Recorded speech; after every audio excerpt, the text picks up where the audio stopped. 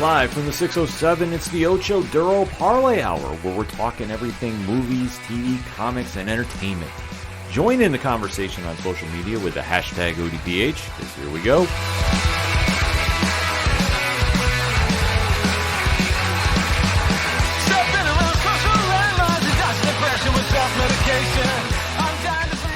Welcome to a very special edition of the ODPH podcast, better known as the Ocho Duro Parlay Hour. I am your host, Ken M. You also know me as Nerd Initiative's comics editor-in-chief. And when we do a special edition like this, we have to highlight a book that you absolutely need in your collection ASAP. And this week on Comixology Originals, there is a brand new psychological thriller that you absolutely have to own, with art by Connor Boyle and lettering by Tom Napolitano, and a writer that has the reputation for killing comics. And quite frankly, if that is the case, let the bodies hit the floor when you have the track record that this writer has, whether it's the best Rogue and Gambit story in Marvel in recent memory, and also a future story that is going to be talked about for many, many years to come, Capwolf and the Howling Commandos, to one of the most inspiring stories that a lot of fans need to start talking about, and that's Humanoids 8 Limbs, which is absolutely amazing. Wonder Woman and Harley Quinn for DC Comics, and the coolest book at the LCS every time it drops. I say this all the time on the show. It is more than a story. It is a vibe. It is just punk rock, absolute coolness, and that is Grimm by Boom Studios. And if you haven't read the latest issue, it is heartbreaking. It'll hit you in all the emotions, but it is absolutely fantastic. And this author also has a couple stories on Comixology Originals. They're absolutely amazing as well. We Only Kill Each Other and Mark Dawson's Beatrix Rose Vigilante. And now entering the fray is Black Site #1. I am super excited to have her on the show. Please give a warm welcome to the one and only Stephanie Phillips. Stephanie, thank you for taking time out to talk to us today. Yeah, thank you for having me. You're going to be like my Paul Heyman from now on. Can you just follow me around and hype me up a bit? Because that's a great intro. Absolutely. If you were down in New York Comic Con doing any panels, I will run on stage, hand me the mic, and I will do the intro. Absolutely, no question. Perfect. We'll coordinate. Let's talk. Absolutely. Let's make that happen. And like I was saying, Black Site is absolutely incredible. It's a psychological thriller that, from the minute I opened the page to I got to the end of the book, I was completely blown away. I was not sure exactly what to expect with the cover by Dave Johnson. I knew this looked just incredible. And before I dive into it, Marty from the Nerd Initiative bullpen could not make it in today. And I promised that I would let him open the show off with the questions, because he is just as much a fan of this book and Grimm as I am. So Marty, I'm going to let him take it away. Hey Stephanie and Ken, really bummed I couldn't make this interview because I absolutely love everything that Stephanie's been involved in, from all the publishers, especially Comixology. I really enjoyed her writing style, where she tackles concepts and ideas that most haven't explored. Her latest comic book, Black Site 1, is incredible and had me hooked right from the beginning. I couldn't believe it's based on a true story. So my question is, what inspired you to write about these events? Thanks, Ken, for letting me sneak a question in, and hope you guys have a great chat. Awesome.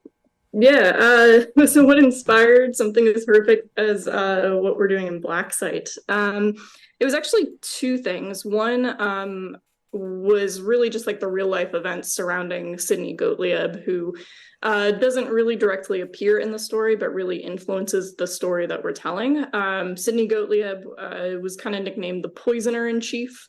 He was a scientist that worked for the CIA, a chemist, who was put in charge of basically chemical warfare, coming up with poisons that he could give to the CIA to poison enemies, coming up with new techniques to torture people, and honestly continuing a lot of the research done by Nazi scientists during the Holocaust, which is pretty horrific when you think about that, which the US sentiment was, if we continue this research and we take the science that was done during the Holocaust and continue it, it's better we do it than somebody like the Russians do it. But I'm not sure it's good for anybody to do it. But that was the thought process. And a lot of people's lives were ruined by what Gottlieb and his team were doing, kind of testing on people without their knowledge, dropping drugs into people's drinks. MK Ultra is a very famous example of something that Gottlieb was behind. A lot of LSD going on in the CIA at the time. Something that didn't make it into our book, but one day I swear I need to do a book on this. The CIA actually hired a magician which is like one of Really? my favorite stories ever. Yeah, just like to teach agents sleight of hand. They hired, somebody who'd do card tricks or things like that. So you could like distract somebody while putting poisons in their drink or something. So Wow. yes, somewhere down the road, my CIA magician book will be wonderful, but maybe a little lighthearted for the story we're telling here. So that was kind of the backdrop of the story we wanted to tell, but we really wanted the character of the story to represent something slightly different. I would say she's very influenced by books like The Yellow Wallpaper, which is about the rest cure, which was a prescription given to women because psychologists, psychiatrists didn't really know how to treat women. They kind of, it's a lot of stuff comes out of this era of like the wandering uterus causes hysteria and it's moving all over your body. And it's like absolutely insane things that were prescribed or said about women and their bodies and the way our minds work. And so having the main character be a woman that's kind of like this stand-in for not just literature that was produced about this, which from page one, you will see there are a lot of homages to Yellow Wallpaper, is very intentional on our part as a team, but also having a character inserted into this that maybe isn't the stereotypical person from a CIA tale. It's a woman who's traveling and is maybe not the most honest narrator in the world, somebody that also kind of fits into this idea of who's telling the truth, what is your truth, and kind of combining those two concepts together.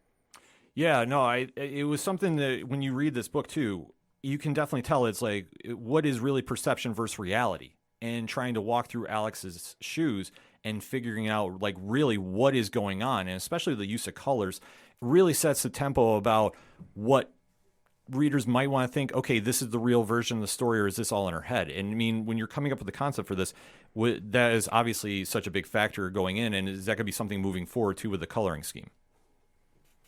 Yeah, I think yellow does come up quite a bit. I think Connor's been really smart about it as well, even in places where I haven't directly been like, we need yellow. Connor has done some cool things with the palette that kind of continue some of those themes that we set up in the first issue. And just kind of wanting to do something where the narration and what I'm doing is completely different at times from what Connor's doing. You see her saying one thing in the narration, but on the page she's literally doing another thing. And I think that's something really cool in comics that's pretty unique to the format. And when we get a chance to do a story like that, it fits so well as a comic. It's like, this is why this story is a comic. And this is how Connor and I are kind of teaming up together to pull that off. Like, here's what I'm doing and here's what Connor's doing. And here's when they come together like that. And I won't spoil it, but there's a page in the first issue where that happens pretty quickly, like maybe page 3 or 4, where she says one thing in the narration, but we are watching her do another thing. And Connor did such a cool job. Like, it's one of my favorite pages of the book still. But just the way he kind of read the narration and developed the page with that all in mind. I think I know which one you're talking about. I won't spoil it. It's I would say Nightclub. Yes. Okay. Yeah, absolutely. Yes. No more spoilers about that. But no, and I think how you and Connor are working together with the imagery too. Like I say, this book is very haunting, and it's very much in the time period of the 60s too. And you really get taken back by just what is going on and just how the story is evolving with everything, that once you get to the final page, it's like you're absolutely blown away by what's happening. And then followed up in issue 1, and I believe in issue 2, there's also a backstory, Glickman, by Delania Abril and Marco Fedora. Do you mind talking a little bit about that? Yeah. So Delana was an assistant of mine for a little while. Okay. Kind of worked with her to, she worked on, and given what's going on at Aftershock, I don't know that we'll see it, but she actually co-wrote the second volume of Nuclear Family with myself and Tony Shastine. Oh, nice. Yeah, she's been working with me for a while. She's great. I would say like a really wonderful upcoming voice. And I wanted to kind of personally help her through that door, and kind of find opportunities for her. And when we started working on Black Site, she was my research assistant. So we did a lot of the research on Gottlieb and the story and the backdrop together. And it was one of those things where I was thinking about it and I was like, you know so much about this. And there's so much that, like, the story that we are telling about Alex doesn't let us include about Gottlieb and the true story of this. And so in place of me writing some kind of author's note about like, here's what Gottlieb was doing, I was like, you know what, Delana, you know this story, like, take the ball, run with it, kind of pitch me what you want to do for the backup story. She had this great idea, which it's a true story, about this figure that you're kind of following, Glickman, and I love what she did with it. And Marco's artwork was awesome too. I think Marco was like one of the people we approached as like, you'd be perfect for this. We want to do a black and white short. What do you think? And so I'm really glad the timeline worked out, because it turned out wonderful, I think. And the next installment of it is awesome too. That'll be out in the next issue.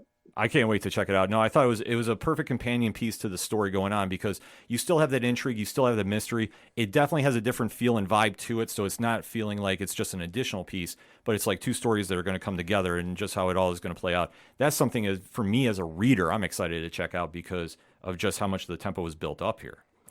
And now, going into this is now another book for Comixology Originals. You've now written 3 different time periods with We Only Kill Each Other, Beatrix Rose, and now Black Site. What is it about, the challenges and the draw to write these different time periods that, for you as a writer, like, do you really say, like, I really love doing, or like, this is going to be a challenge and this is what I'm kind of rising to the occasion for?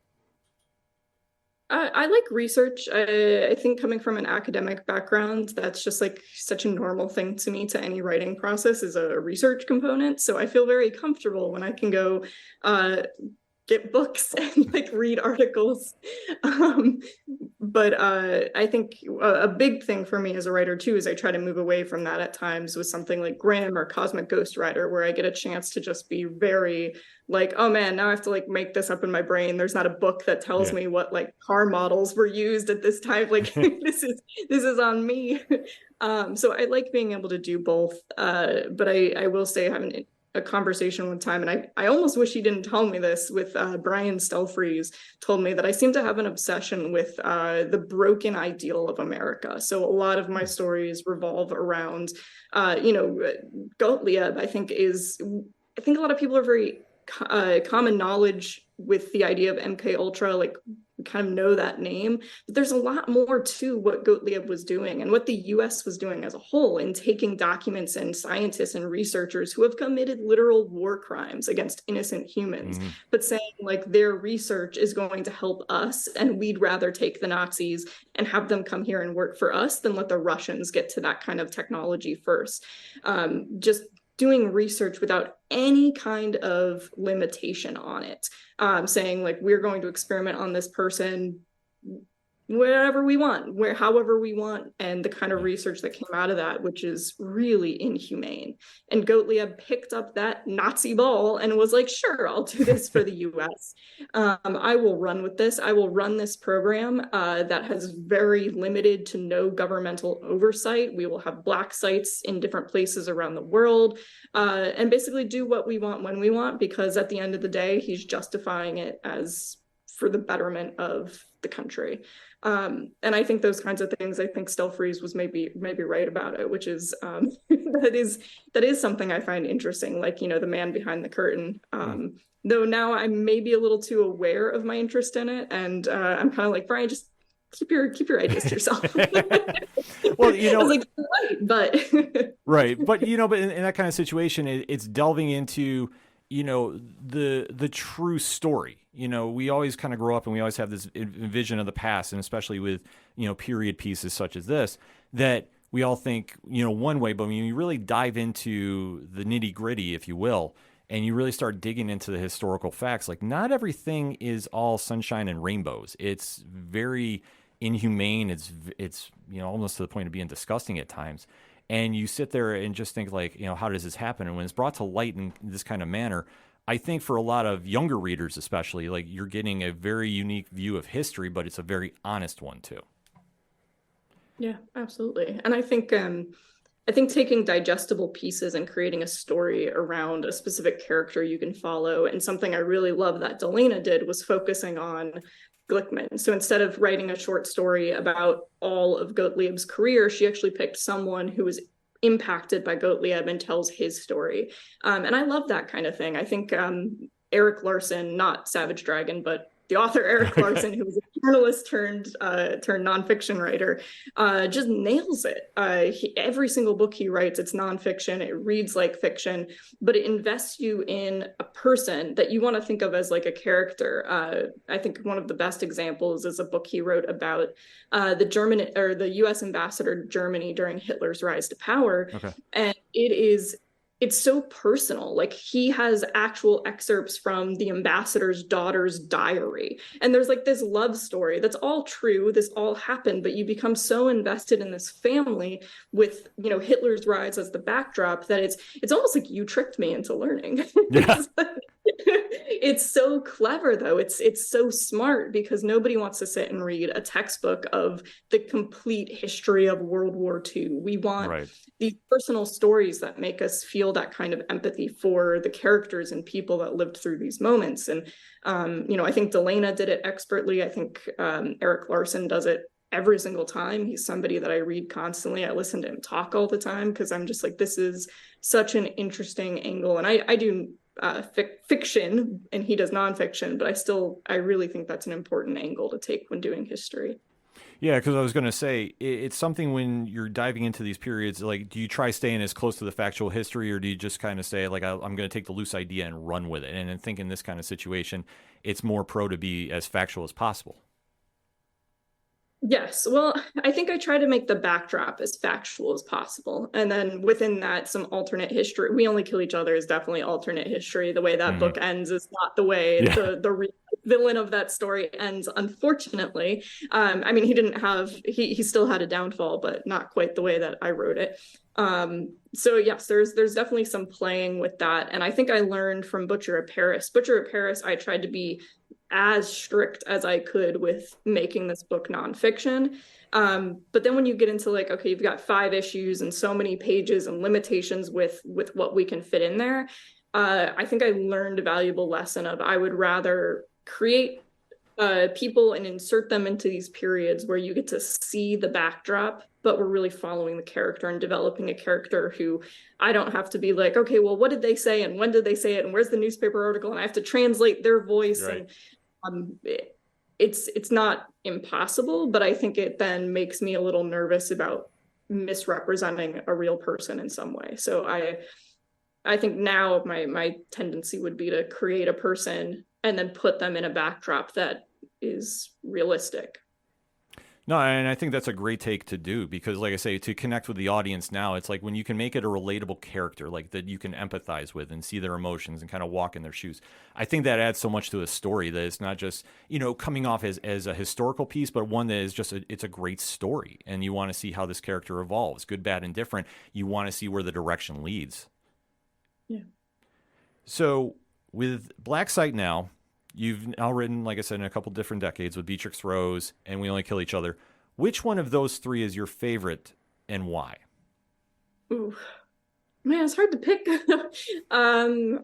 Well, We Only Kill Each Other and Black Site are mine. Mark Dawson's story was, obviously created by Mark Dawson. Mm-hmm. And it's a great story. I've read most of his novels as well. I love the character Beatrix, but she's not mine. And I think at the end of the day, having 2 books where Alex and, my Jewish gangsters, I think there's, I think that's, putting me into these characters a lot more. So there's definitely something more personal about owning the projects and with my co-creators and saying like, these are ours, versus coming to kind of like a ready-made story. But it's hard to pick because they all have fun elements, and that's a challenge as well. Picking up somebody else's toy, whether you do it with DC, Marvel, Mark Dawson's character Beatrix, that's still like a really fun writing experiment too.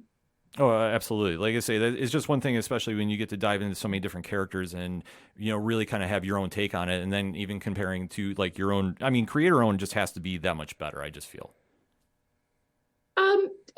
Yes and no. I mean, there are still like good and bad to everything.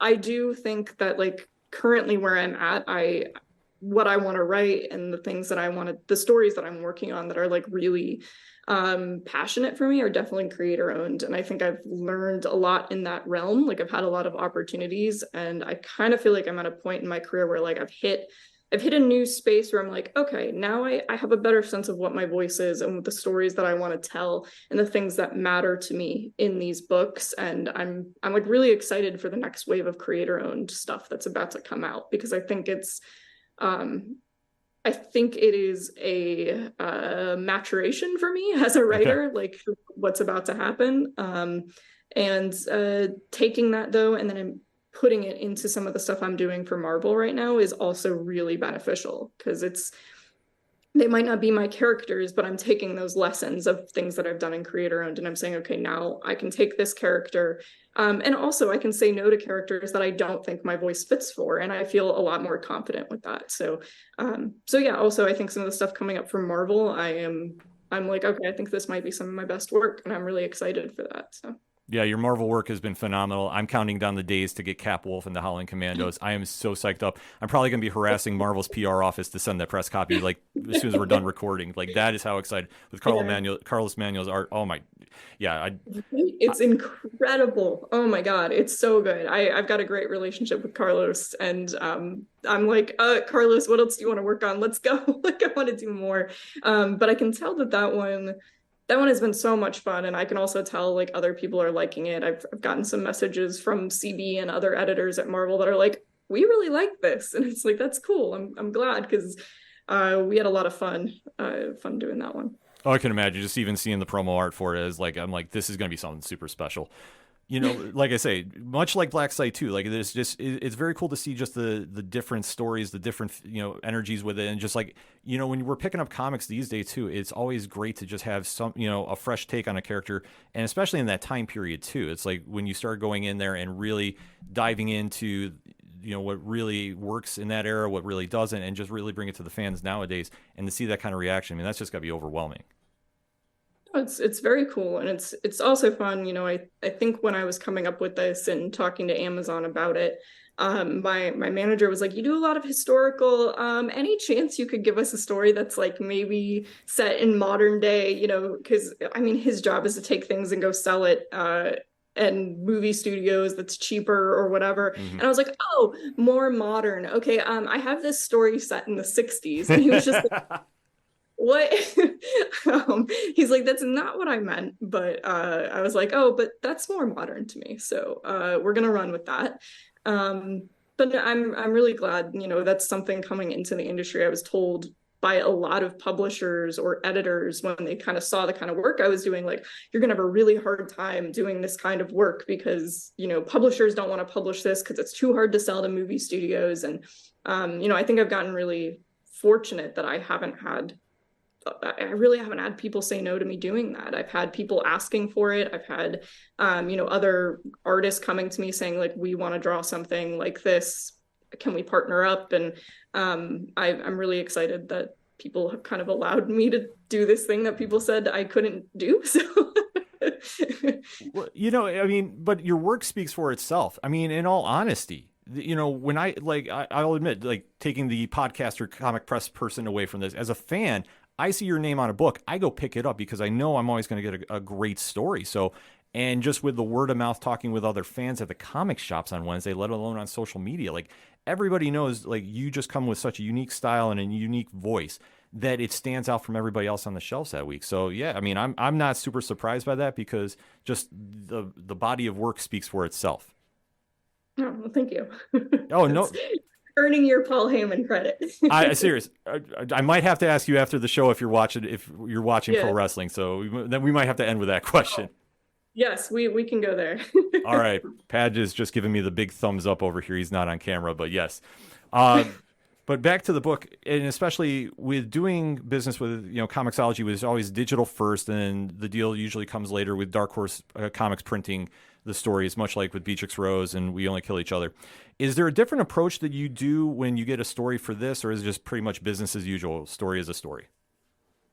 You mean like in terms of working for Amazon versus Boom or Yeah. something like that? Yeah, Amazon has a very different model where it's very much on me. So they kind of just are like, here's some money, go make a comic and come back to us when you have a comic. So it is very heavily on me. Like there is some input from them, when they see things, they look through everything and they've kind of got their own team that goes through stuff, and yes, they give input, but initially it's a lot on me. Our editor Will Dennis, I would say maybe more on him, because I don't think that any of this would get done without Will. No, I know none of this would get done without Will. I need Will very, very much, so I'm very, very grateful to have him in my life, kind of helping put all this together, and also just reading through. I'm a very verbal worker, and so a lot of my editors that I've, like Eric Harburn at Boom knows this, and Will knows this. When I'm like writing, I want to be able to call up and be like, I had this idea, and a part of my brain says it's really stupid. The other part is like, it's a risk worth taking, and getting their input is nice. And I think coming up as a writer, the real difficult thing is you want to impress the editor. This is the person that gave you the job. And it's a really tough thing to call somebody up and be willing to spit out an idea that might not be a good idea, but you need that feedback. And yeah, I think that's another thing that in my career, I'm at a point where I've developed those relationships, and that's so important to me, to be able to go to somebody like Eric or Will and say, like, this might be stupid, but I'm fully confident and willing to give you the stupid ideas so that we can work together to make it better, which is early on in my career not a confidence that I had with editors. And it's not on the editors, but more on like, this person gave me a job, like, oh no, I can't go to them and tell them this thing because it's stupid, they're gonna fire me. So it's nice to kind of break through that barrier that I had for myself. No, and especially trying to really, go out and make those connections and really get that honest feedback and really build something into, truly a monster book and a monster story that fans are going to talk about. That's such a big part of making comics, is you just want to, or making great stories, is just to get that honest feedback and really run with it and kind of see like, okay, if the more eyes on the prize, so to speak, and just kind of see where everything can go. Yeah. And I thought I was cheating for a while too, to like, go to friends of mine that are artists or writers and be like, hey, could you look over this? What do you think of it? I'd be like, oh man, I'm cheating. And I think I said that one day to someone, they were like, cheating? What are you taught? This is not cheating. This is like a smart way to use your network of people, like to get that kind of feedback as a creator and be receptive to it. I love, especially early stages of outlining something, I love to ask artists in my life to take a look and be like, I want to know how you're thinking about this, because their brain is wired to think about it in terms of page layouts and how they're going to tell the story and what things look like. And that's something I pretty much always do now is, I've got my little artist circle that I'm really grateful for, that will kind of give me that feedback and do it for each other.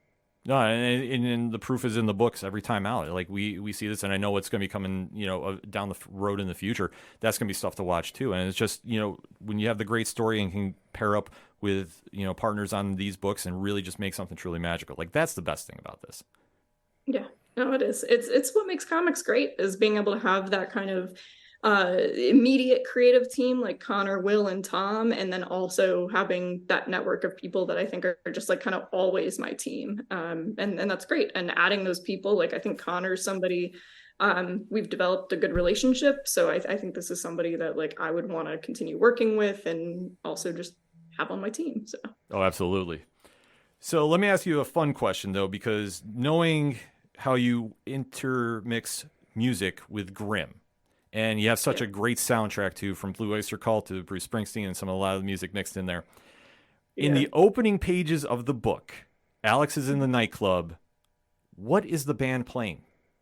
Oh man, we went over this so much with like what came out that year, and what like time, it got ridiculous to the point of like, is it snowing in Amsterdam? Because this song wouldn't have been out at that time.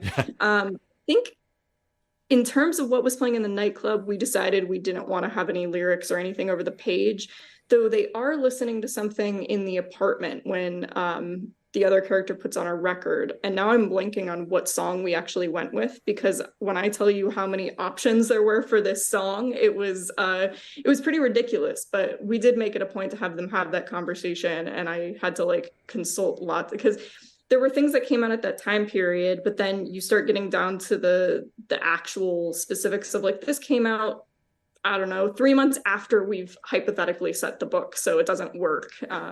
So that a lot of time was spent on that. Yeah. Because I was sitting there going like, and like I say, you have great songs that you always mix into the stories with Grimm, and I'm sitting there going like, okay, what song is playing here? Because I'm trying to like, rack my brain going like, and I could not figure it out for the life of me. I would say Black Site is maybe a little less musical than Grimm. I mean, we do have the one music track that plays while they're in the apartment, but and before Grimm, I was actually not a big fan of like music appearing in comics. Really? Because I always felt like the lettering was kind of difficult for me. It was something that I felt was a little unnecessary. And then you have somebody like Tom who comes along who letters both Blacksite and Grimm. Yeah. And when I tell you that Tom deserves every lettering award we can give a person, like I will personally go fight for this. Like, I love Tom, and anytime that I can work with Tom, like, I will. And I just think he found the perfect way to do it for both Grimm and Black Site and anything else we work on together. It's like I feel more confident being able to put those kinds of things into the script, knowing that Tom is going to take that and be really creative with how it interplays with the imagery. Oh, absolutely. The opening pages of Grimm, where he puts the "Don't Fear the Reaper" lyrics in the snow, is one of the coolest visuals I think I've ever seen in a comic. And I understand, like, it won the Cheersy for Best Letter last year, and rightfully so, because it was just, it was amazing to see how it gets mixed in. And his work, I mean, he's always great. And to see, like, what he's doing here, too, is pretty phenomenal stuff as well. But like I say, I just was sitting there reading the book. I'm like, I know, and, like, do you have, like, a Spotify public playlist for everybody? I think Boom tried to do one at some point. I know I'm the one that dropped the ball on that, because I didn't finish, like, putting all the songs in, but... no, that's a good reminder to do that. I will finish that. That would be good. Oh, absolutely. Like I say, you have great taste in music that we've seen in the books. And like I say, when I was sitting there reading I could not get over it. Like that was the one thing that I was hung up on. I'm like, what is playing in the club right now? I think in my mind they were playing an original, but like just that guitar guy that's in there, which I love. Yeah. One of the things that Connor sketched out the guitar guy like really early on, I was just like, that's just a really cool image, and I'm sorry he doesn't appear like all the time because he's cool. So yeah. No, amazing. And before we let you go, you brought up about pro wrestling and Paul Heyman. Are you big into WWE? I am a little obsessed. Let's go. Yes, I'm a very big Kevin Owens fan. That's my guy. Sami Zayn, best intro music, but Kevin Owens, oh my God, I love him. I've gotten a chance to meet him when he was wrestling on the indies here. Yeah, he's a phenomenal person. And yeah, right now, I mean, what is your take on the Bloodline storyline? I lost interest during the Jimmy J betrayal, like during that last pay-per-view that they did. And I think I've kind of turned more to like, I'm more interested in Judgment Day, and I watch more Raw. Like I'm kind of interested in this, like, where's Jay gonna fit into the Raw roster? And so right now I'm really following that. And then like I like MJF and Adam Cole on AEW, which I do watch less of, but those two together are just, it's just like the worst wrestling take. I'm like, oh, they're adorable. No, it's, in all honesty, it's AEW's best storyline they've ever had. Yeah. So it's compelling. Like I find myself, I didn't know how I was going to like it when I first saw it. And I'm like, now that is like the sole reason I'm watching Dynamite, because it's just that entertaining, especially MJF being the cool heel. And even when he did the remake of the Bret Hart commercial this past week, I don't know if you saw that. Yeah, that was hysterical. Yes, no, he's great. And I mean, I joke about it every time we see Paul Heyman, though. I'm like, I want that in my life. Like, I am so bad at representing myself. I want to just be the person that's not on the mic. I want somebody else to come in and like shit talk for me. If you want that pre-recorded, I promise you, I will make one for you if you want. That's awesome. Yeah, because honestly, the books speak for themselves, and this is 100% genuine fan talk here. Every time I've picked up an issue since I've been fortunate enough, even before I was doing press, always amazed at the writing. And even now with the recent stuff, like honestly, I could gush about Grimm probably for about 3 hours, and Pad would probably kill me for doing it because he's very tolerable on New Comic Book Day with me, because it's that impressive, and it's just such a, when you take a look at all the books you have out right now, it's amazing work, and more people should be getting into it. Like I say, from 8 Limbs, which was phenomenal. Being an MMA fan, like I was completely all about that story. If I'm not mistaken, is Elvis your walkout song? I heard. Yes. Devil in Disguise was my walkout music when I was fighting. Okay. All right. And I think because it would make me laugh.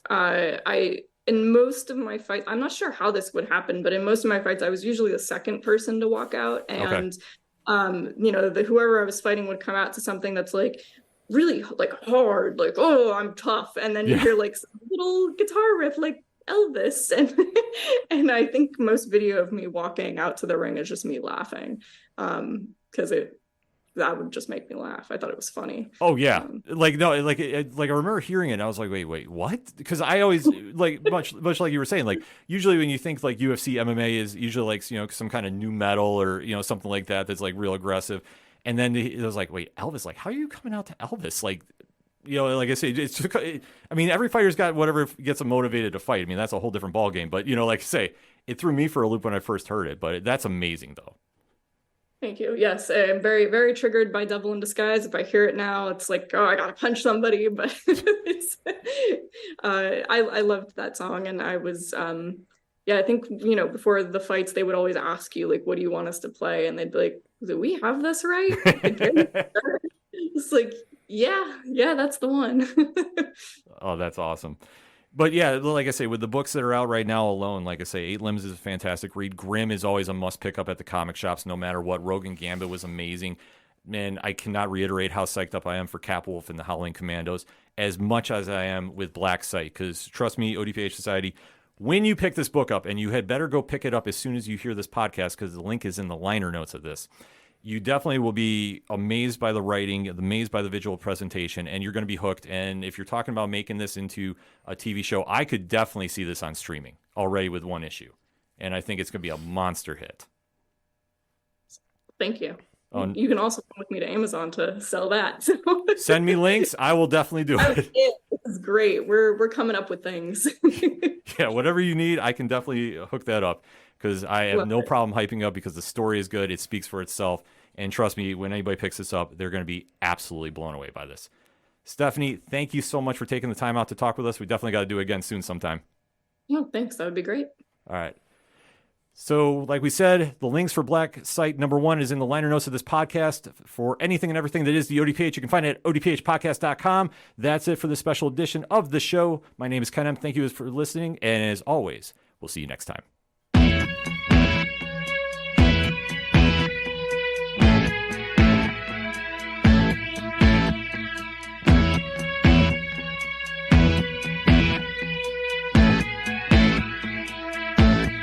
It's such waste of time, swiping left and swiping right on people you could know.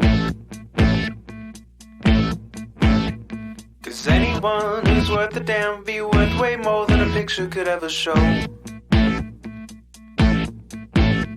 You could find the right light, find the right angle, and never find your soul. And it can feel like a losing battle, and this plot is full of holes. This modern way of finding love just makes me feel so alone. And I can't be the only one sick of staring at my phone. So look up, talk to me, a better way to spend our energy. Just look up, talk to me. We don't have to float alone on the open sea. Don't know that I believe in the old time fable. Everyone has just one true love. All I know is you're across this table, and you're all I'm thinking of. So look up, talk to me, a better way to spend our energy. Just look up, talk to me, we don't have to float alone on the open sea.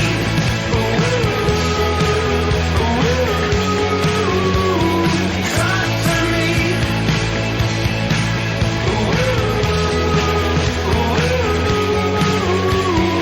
Talk to me. It's such waste of time, swiping left and swiping right on people you could know.